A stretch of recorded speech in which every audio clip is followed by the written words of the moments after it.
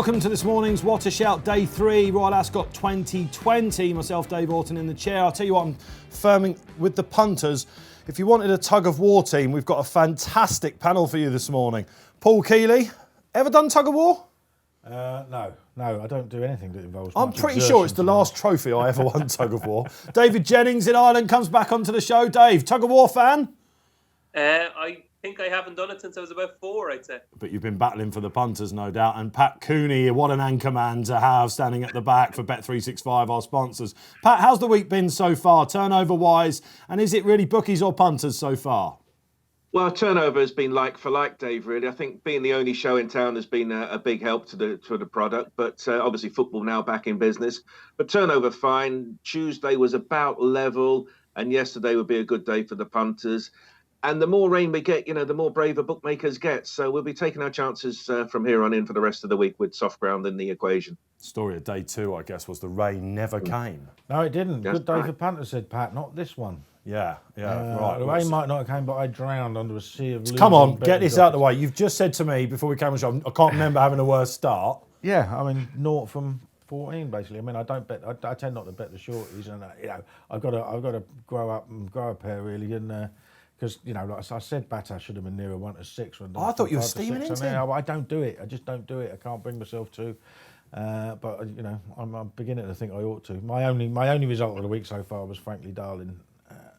Because of the Oaks. Because of the Oaks, yeah. She'll win the Oaks as well. Should we just have a mention about Dark Vision yesterday in the Hunt Cup? I can't talk about a horse. I bet a horse every time. Everyone knows. You've jumped back on Twitter and everyone knows about it. Had a good bet on it first time out this year.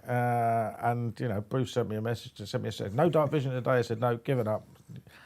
So he pressed up. I never had a penny. He was cheering in here. Yeah, I was on he Pogo at 33 to 1. It was nearly... I was crying. Dave Jennings, you had a slightly better day yesterday. Hats off with Tactician. Yeah, it's been a good week so far. Almost really good. Like, Hips is he's just wrecking my head at the minute. Like, I don't know how he did not win that race. And you've got to start questioning his attitude, I think, because that race was there to be won yesterday. He travelled like the best horse in the race. He should have won. It was there for the taking, and he didn't. And a lesson for Keels there, never give up. Keep going. Follow the open cliff. Dive into the water. Go to the bottom. Keep going.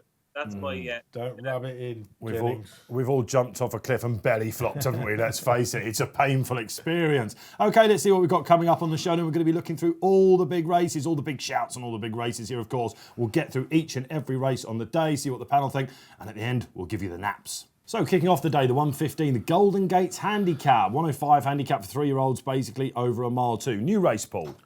Yeah, new race. What can we say about it? There's no form, no trends to go on. Not much early season form to go on, obviously. But to me, a bit of a standout in Hugo Palmer's Acquitted. Yes. I'm a huge fan of Palace Pier, who beat him at Newcastle. Now I know Palace Pier won by 3 lengths, but Acquitted showed a really good turn of gear. Went for home too soon. He did. Ben Curtis was on, wasn't he? Yeah. Then he got outpaced by a very good horse who I think will beat Wichita and Pinatubo on Saturday. Yeah. And he's only gone up £4 for that. I think he's extremely well handicapped. He's got to prove he stays the trip, but he won it. He won at Newbury on heavy ground last season. So I don't think there's going to be any issues with the ground for him. Stiff mile as well in Newcastle, isn't it? Yeah, it's a stiff mile. I don't think there's any problem with him staying, to be honest. I just think he got outspeeded by a very classy horse. He was well fancied that day. I backed him, actually. He was extremely well backed, wasn't he? Yeah. Extremely well backed. Yeah, I was on him, and I thought when Ben went, Curtis, I thought, right, we've got Palace Pier here. Palace Pier was a drifter on the day, and he just went that little bit too soon, didn't he? You're right. And Palace Pier turns out he's a bit of a monster. Palace Pier has got a serious turn of foot, though. Yeah. 2 ticks then for Palace, for Acquitted, I should say. Dave Jennings. Paul Kealy tipping a favourite in a big runner handicap at Ascot. What's going on? Desperate for a winner, DJ. He's not from 14. This is absolutely bonkers. I've never known the great man to do such a thing. But obviously Acquitted has got a great chance. The one that I like, and obviously you're kind of pleased to see the comments in the Racing Post, but then you're kind of thinking, oh no, the cat is out of the bag now. I think Mary Knight has got a great chance. Richard Hughes said he'd be shocked if a horse was able to give it a stone. I think he's a very good horse. I did a Cheltenham preview night back in February, one of the many Cheltenham preview nights, and I got to the place early, which was very strange for me, and there was racing on from Chelmsford, and I watched this Mary Knight beat Night Voyager at Chelmsford, And I said to myself, that could be a group horse in the making. He's run off a mark of 83. I thought his comeback was a nice comeback. He had to make his own run to Haydock. It was good soft ground. There was plenty of cutting it. And I love the way he fought back. I'd say he'll come on plenty for that run. A mile 2 should be ideal. And while Acquitted could be very well handicapped, I think Mary Knight is definitely well handicapped. So I'm going to go for Mary Knight. Dave Jennings going out on his shield with a Hughes horse. Pat Cooney, wide open market. Yeah, absolutely, Dave. We're 5 to field at the moment. 5 each of 3. Hypothetical Frankie, Acquitted Ryan, Global Storm Godolphin, 5 each of 3. I think the most solid at the moment is Acquitted because he has got that Palace Pier form 9, which does look, quite sexy, really, doesn't he? I'm with DJ, though. I thought Mary Knight had an interesting profile here. No weight on his back. He's a front runner. Front runners on soft ground. They might get an uncontested lead. Draws fine. And he's had 2 runs this season. The others have only had none or one. So he'll be hard fit, bowling along in the lead. He might just be hard to catch, but 5 to field, that sums it up, really. Okay, the Copper Horse handicap. 2 horses to concentrate from the panel. Okay, time to look at one of the more established races. The 150 is the Wolverton. This is a race that I've always had a lot of business with. I always like to go for one in this. Michael Jarvis always used to, Rainbow High, wasn't it? Horses like that. And a low draw to me is very important. I'll get my selection out of the way. I think Foxtel is the one to be with here. Very lightly raced. I know the Baldings think this is probably their strongest of the week.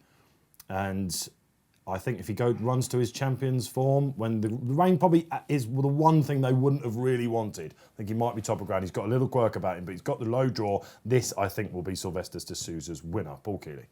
Well, low draw if you don't run into trouble, obviously, because you can run into trouble from a low draw around there. I mean, over 1.5 miles, you want to be drawn high, don't you? And there's only 2 furlongs. Historically. It's funny, So, I can certainly see the case with Foxtel. I mean, it was soft ground when he finished 4th in the Champion Stakes. It's just one of those, he's been lightly raced and, you wonder, a horse with a stack of problems coming back to Royal Ascot. To me, he's the most likely winner. I think Regal Reality may well have grown up for a gelding operation. And Sir Dragonet, on the form of his Derby 5th, he's got a massive chance, but he hasn't repeated it. So I was going to take a chance on Mountain Angel. No, I like Mountain Angel. I like Mountain Angel first time out as well. He won easily first time out last 2 seasons. He won his first 2 starts last year, good handicaps at Epsom. Then came and ran in this race. And he had a low draw in this race last year, and he got battered about all over the place in the early stages. Ran into a little bit of trouble coming around the home bend as well. Stayed on into 5th. I think he's got a decent shout of at least getting in the frame. I think he's a decent horse. He was placed in a couple of Group 2 and a Group 3 in France later in the season on easy ground. So I think there's a lot in his favour at a bigger price. Yeah, and that was a stronger addition, I think we should say that. Oh, race, God, yeah. Dave won it, didn't it? Absolutely. And a magic wand in the race as well. Dave Jennings, give us one in the Wolverton. Oh, I'm ashamed of myself here. I started studying the race, and the first thing I wanted to do was completely take on Sir Dragonet. I didn't want to back or tip or say anything positive whatsoever about Sir Dragonet. And then the more I looked into it, the more I said to myself, you know what? He's probably going to win. Like we have him stamped down as this bitterly, bitterly disappointing horse, and I had as well. But when you actually go through his form, you kind of say, right, he won his first 2 starts, and key thing is the first of those was on really soft ground at Tipperary. Then he was a cracking 5th in the Derby. Like, he was beaten less than a length. He was sent off favourite. We've only seen him 3 times since. It's hard to believe, really. Yes, he's been beaten at short prices, twice at odds on. But I can forgive him his return to action at Naas. It was bottomless ground. Aidan said that he would come on for the run, even though he was quite a short price at 8-15. And the key thing here is Aidan has said all along that this horse is going to be a much better 4-year-old than he was a 3-year-old. And he wasn't the finished article last year. Don't forget, he only made his debut on the 25th of April last year. Go back to the ledger again. That was a mile 6, obviously. Like, if that was a 1.5 miles, he would have been a really good second to Logician. He's back to a 1.2 miles now. I just think it's a simple case of him being the best horse in the race. Yes, he's frustrating. Yes, he's favourite. But he's probably going to win. What price is he, Pat Cooney? He looks like he might be getting skinny to my eyes now. Yeah, he's now 5 to 2, and he has been very, very strong in the market. He's got a lot going for him, hasn't he? I mean, how many of these could have finished close up in an Epsom Derby?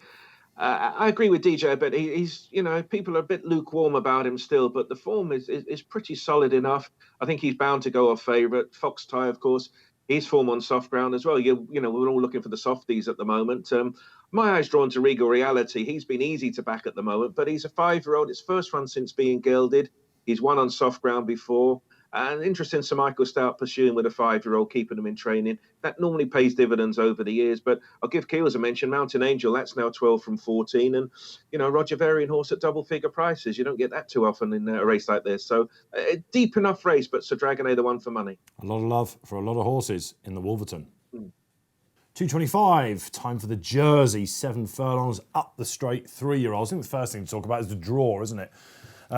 Just when you think it's all high ground, and listen, whether there is a bias with the ground or not, if the jockeys think there's a bias, there's going to be a draw bias. Low numbers have struggled pretty much all week, even though in the Hunt Cup a couple came across. Well, they came across and won it, so you can come across it. It depends on how quickly you come across it. Yes. If you dive, then you're losing ground. But if you come across slowly, you're not losing much ground at all. Yeah, you think about Maidani in the Silver Hunt Cup, who ran so well on the far side, and he probably would have gone. But we don't know, and this can change. I had one of my most painful punting experiences 3 years ago. Why are you doing this to yourself? We're revisiting some horrors. I'll explain it to you. I was tipping everybody, bless him, for the Britannia. Yes. Right? But because you're waiting for the draw, I'd literally had something like a tenner each way at 16s. Right. On the morning of the Britannia, he was 40 to 1 because he was drawn over the far side. I remember it well. Right. And of course, he won. When he was in the Qatar colours. Yeah, because the first 2 days, everything was happening over the near side, and then suddenly it switched. Right, now, if there is a bias, I mean, it looks worse than ever this year, doesn't it? Then that won't happen this year. But if, God forbid, you give up on one that's drawn on that side, because you can have some painful lessons. Imagine if Dark Vision had been drawn in Poke 1 and had won. That would have been Don't something. talk about that Dark Vision anymore. Thank you very much. Here's the other thing, though, Dave James. Before we go to the tips as well, would you think that the rain might have something to do with the perceived bias now as well? Yeah, it is down to the jockeys. Obviously, the rain is going to be interesting just to see how much of an effect it does have. I think we'll know plenty today, I suppose, for the last 2 days. But I suppose that's not good to anybody today. But yeah, to be honest, I'm not drawn to the draw too much, so to speak. I think if you do fancy one low, don't be completely put off. Obviously, it's a slight negative, but it's not the end of the world. You'd imagine in a field of this size, maybe they'll go the arrowhead formation down the middle, so that might help you there. Pat Cooney, let's give you the floor then. Give us a market update and your tip in the Jersey Stakes. Well, the market revolves around King Leonidas, but I think he's one of these favourites where he's unbeaten 2 from 2, Gosden, Dettori. From a pricing point of view, as bookmakers, you'd want to put him at the head of the market. But it's a type of race, Dave. I think he's one where we'd all fancy other horses to try and get him beat. There's been money around the French horse Celestine, who's got heavy ground form, dropping down in trip.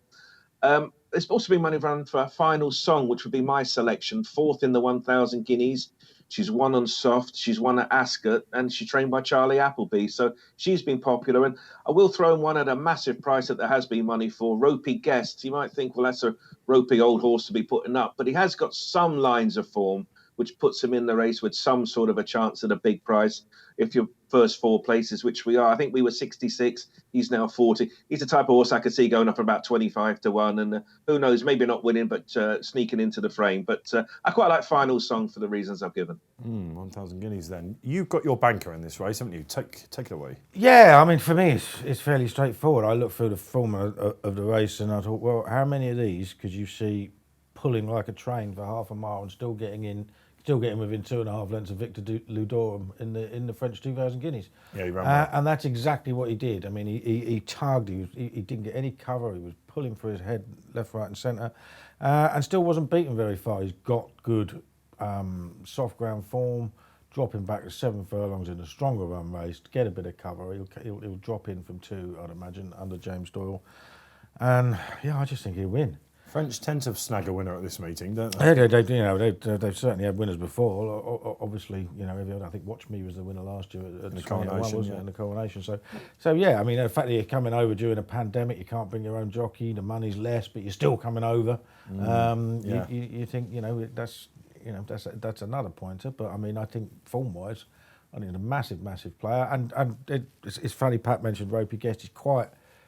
Last year he ran in some decent races, and what he did do at the end was run on really strongly and pass the beaten horses that had got involved early. And yeah, you could certainly see him running on and nicking a bit of prize money. He's one of those horses that if you put him in a novice, he probably would fluff his lines. Exactly. But the harder the race, the harder he seems to run. Yeah. He's a funny horse. So you're going for Group 1 form back in the Jersey. I'm doing the same, and me and Dave Jennings are agreeing on this. So I'm going weighing in with Dave. Tell us why, Dave. Monarch of Egypt.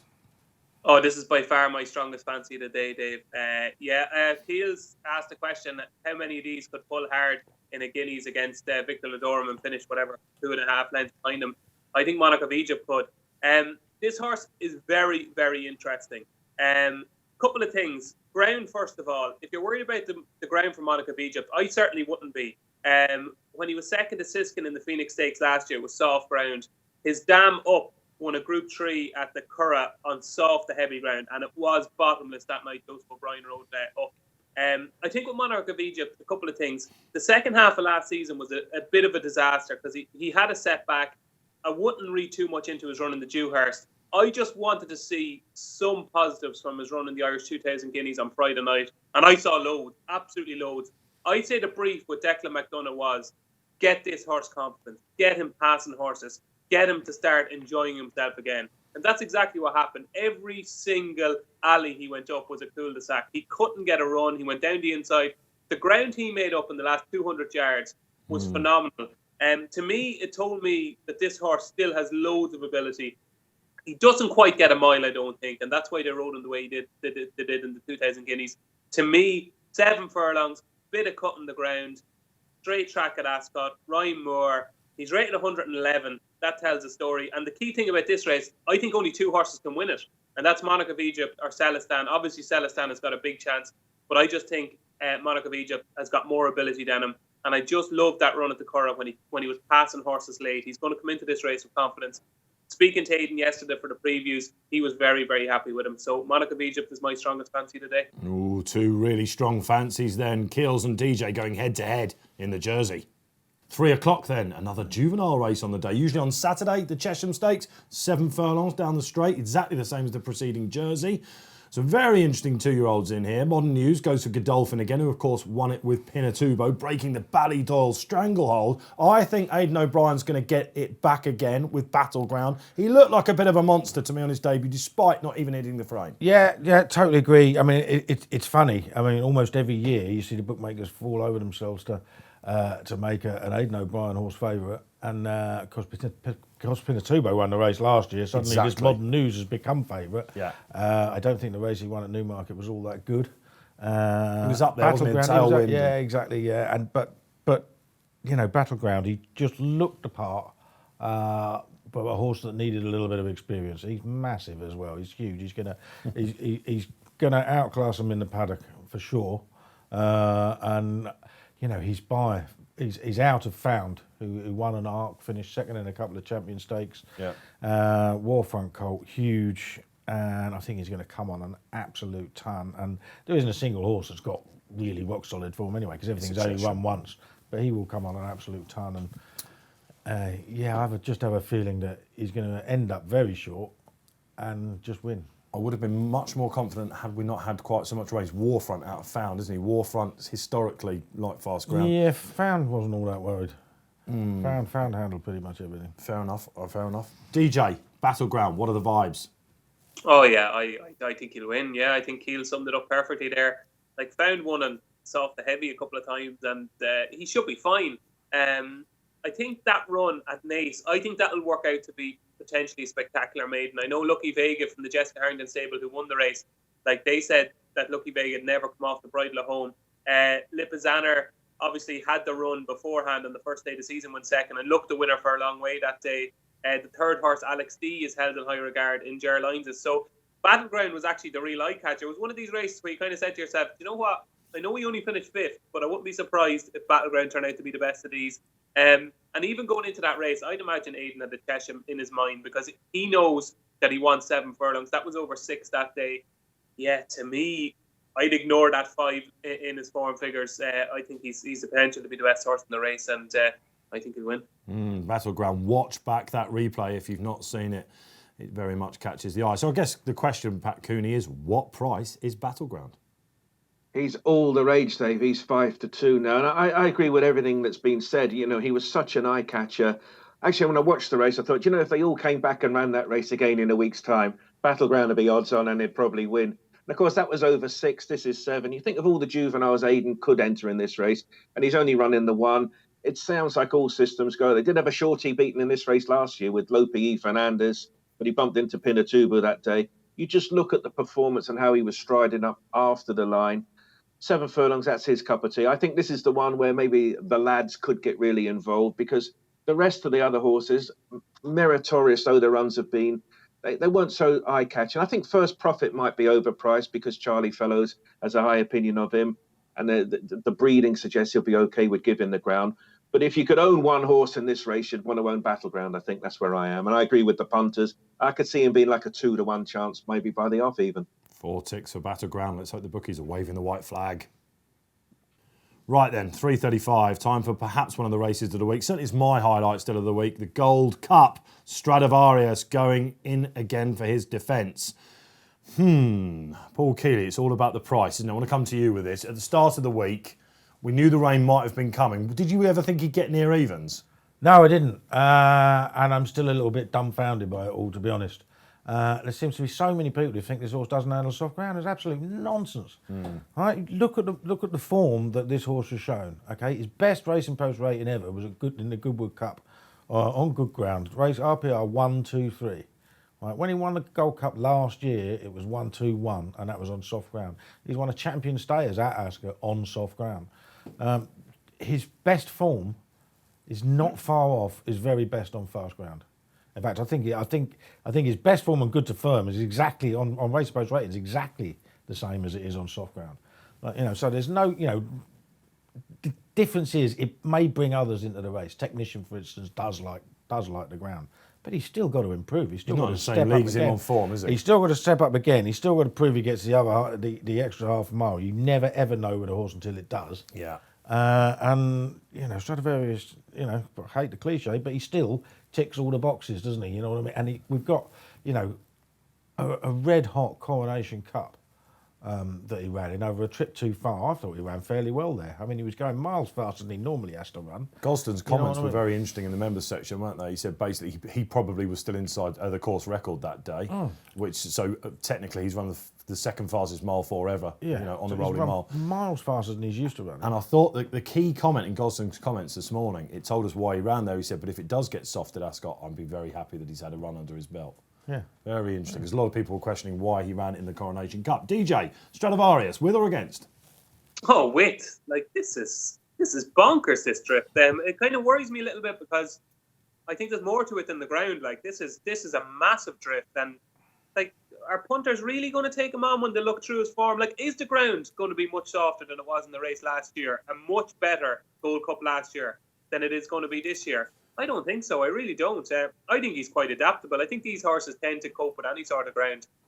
Nothing wrong with his reappearance. Perfectly respectable. Best horse in the race. You can put him anywhere in a race. He settles. He likes the track. He's won the race twice. Sure. There's every positive you can find, and how he's even money is one of life's great mysteries. I think the race is really straightforward because I think Cross Counter will be second, and I think he's gone to be a very, very big price without. Yes, he's been disappointing probably since he won his Melbourne Cup, but again, go into that race last year. He was beaten a length and 3/4 on soft ground by Stradivarius in a better Gold Cup than this year's one. I think he's got a massive each-way chance, and he's drifted out to an each-way price. He was in front of some good horses in the race last year, travelled well. Forget that run in Saudi Arabia. He was kind of keen, and he was ridden more prominently than usually the case there. So for me, it looks straightforward. Stradivarius to beat Cross Counter. Dead 8 still run, Pat Cooney. Has there been any each-way support, really strong each-way support, then I'm assuming against Stradivarius? Well, it's just been Technician each way, Dave, really. And you just look at Technician's form. He was well beaten in the St. Leger. That was firm ground. But after that, he came out and won a Group 2 in France and then a Group 1 on heavy ground in France once again. And he's that horse he's the unexposed new kid on the block. But, he has to prove he gets this trip. This is a long old way, particularly on the ground. I don't think ground conditions are a worry either way for Stradivarius. We're 5 to 6 at the moment. I'm not so sure any bookmakers are going to be brave enough to go evens about him. You're going to be laying him in the Frankie multiples anyway. And there's that saying, isn't it? You don't oppose champions. Well, here's the champion stayer at the trip. I suppose he's not a flashy winner, though, is he? He tends to only win by a length and a quarter, which might be one for the distance buyers. But, you look at 5 to 6 favourites, you think, well, they want to be ticking every box. And I think this fella does, really. It was a terrific run first time back. I think the 5 to 6 will end up being fragile. I think the punters will really latch on to him come the off. Panel are agreeing then, again, seeing the ball big with Stradivarius in the Gold Cup. Time for the My Racing double then, and they've been doing some successful Ballydoyle doubles all week, and the My Racing guys have gone for a Gosden double. They've gone for Stradivarius, keeping it nice and simple in the Gold Cup, and in the last race, the Sandringham African Dream. Good luck to them. 4:10 then, and the dust will have settled on the Gold Cup. Has Stradivarius won the Gold Cup? We'll know by now, and it will be all about Frankie Dettori again. Do you remember, Dave Jennings, this day last year? Reference your piece in the paper today, superb on page 2, talking all about the Magnificent Seven. What does it remind us of? Yeah, back to 1996. It's going to be interesting. I think he'll have a couple of winners. I don't fancy a lot of his, but I think he like Stradivarius. I think he'll win. And going into this race, like last year, like obviously for me, Cheltenham is the mecca and the atmosphere and everything. But in Ascot last year, being in the grandstand for this race was just astonishing. Like that feeling when Turgenev kind of got to the front, pinched a couple of lengths clear, and you're saying to yourself, oh my God, this is actually going to happen. He's going to go through the card. Like it sounds absolutely ridiculous, but at the time it felt completely normal and that it was going to happen. So that feeling last year was amazing. He's got a chance here with Verboten, but the one I like is Great Ambassador for Rafe Beckett and Harry Bentley. Like his form when beaten in maidens last year has worked out astonishingly well. Like he was second to Pile Driver at Salisbury in August. A good maiden. He was sent off favourite. Just wasn't finishing out his races. He was slowly away that day. And again, at Goodwood, he traded very short and running. Was too keen, made the running, and was beaten by persuasion. But I like the way he saw out his race at Chelmsford later on the season in November. He finished off the season in style. He's drawn and stalled 20, and I think a mark of 88 underestimates him. I think Great Ambassador is a good horse. And if things were different, he could have won that maiden early doors last year and ended up running in group races. I think Great Ambassador's got a smashing chance. Rafe Beckett, you could do with the winner this week. Pat Cooney, give us a market. Anything moving and shaking in this in your selection, please, for the Britannia? Yeah, it's all been about finest sound for the Crisford father and son combo, and what's not to love about him? He's £6 in hand at a handicapper, goes on the ground, progressive profile. 11 afoot seems ropey enough, though, doesn't it, in a 20-plus runner handicap? I think, interestingly, in this race, Dave, if you look at the front 5 in the market, finest sound for Botham, Enemy, Calusa, Great Ambassador, they're drawn 17, 18, 21, 19 and 20.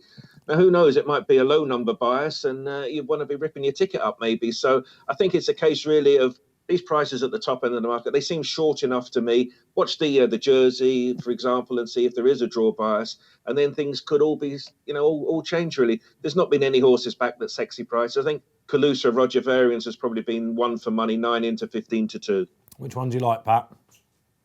I keep coming back to finest sound, but I think it's a cardinal sin to be backing a horse at 11 to 4 in a 24 runner handicap. DJ gave a swipe at you at the top of the show, didn't he? Putting up a favourite in a big field handicap. Yeah, you finest sound, or it's half the size of the field, though, isn't it? I mean, you look at finest sound and you see how easily you won at Haydock. Yeah. And I think he's £7 well in.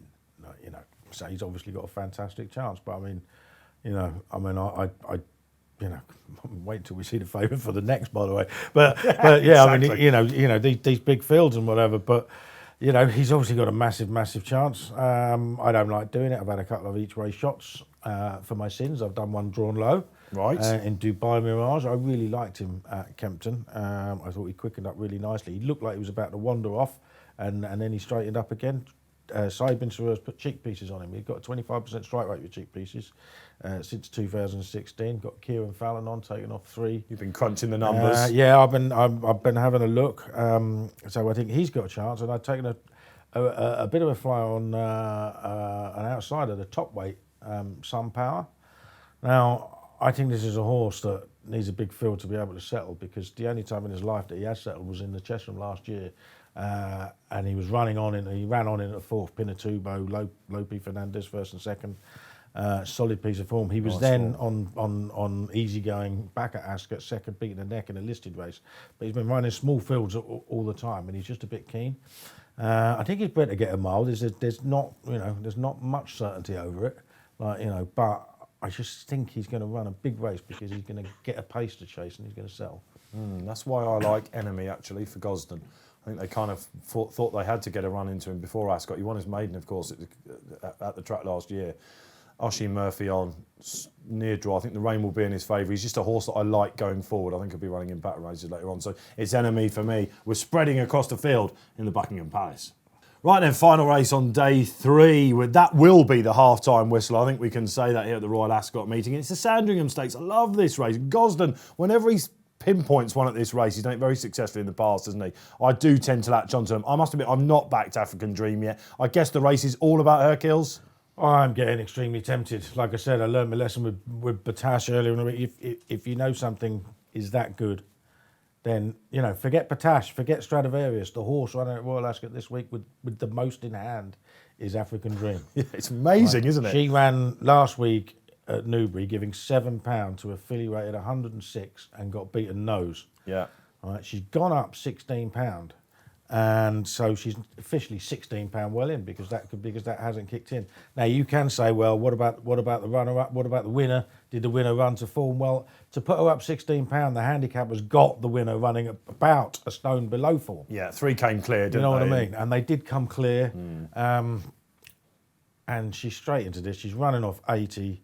Even in an 18-runner handicap, anywhere else in the country at any other time, a horse trained by John Gosden at £16 well in would be 2s on, not 2-1 against. Yeah, I agree. I guess the question mark is the stiffer test, isn't it? But if I watched it back again this morning, the replay, and she does hit the line well. Well, she hits the line well, but she hits the line well, giving weight to a horse rated 106. I mean, she won over 7 as a 2-year-old. She's getting chunks of weight off horses rated considerably lower now. You're looking for negs though, aren't you? And you're trying to find something, and no, we can't find a neg. There isn't one. There isn't one. If I'm 0 from 6 again.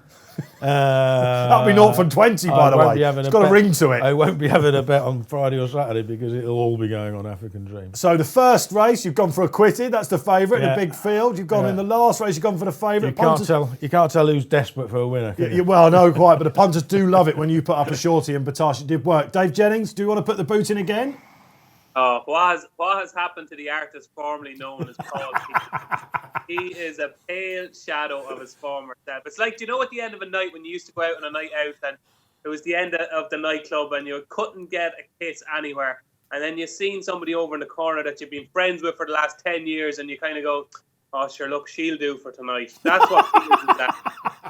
That is what Keels is at. He is just going for a favourite like that in a big field handicap at Ascot. I don't know what's going on, but look, he's probably right. The one that I'm gonna just take on the favourite. I think the favourite probably win, but I thought Waliak was decent value each way. The form of Waliak's maiden second at Newmarket has worked out really well.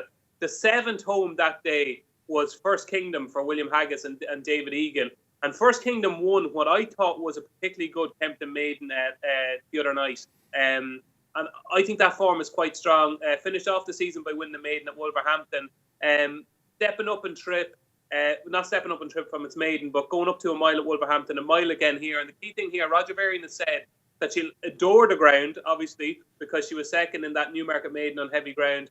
And that the trip, she will get a mile 2 in time. And I think this is one of these races where you're going to really need to stay. And I think Waliak is a filly who will stay middle distances.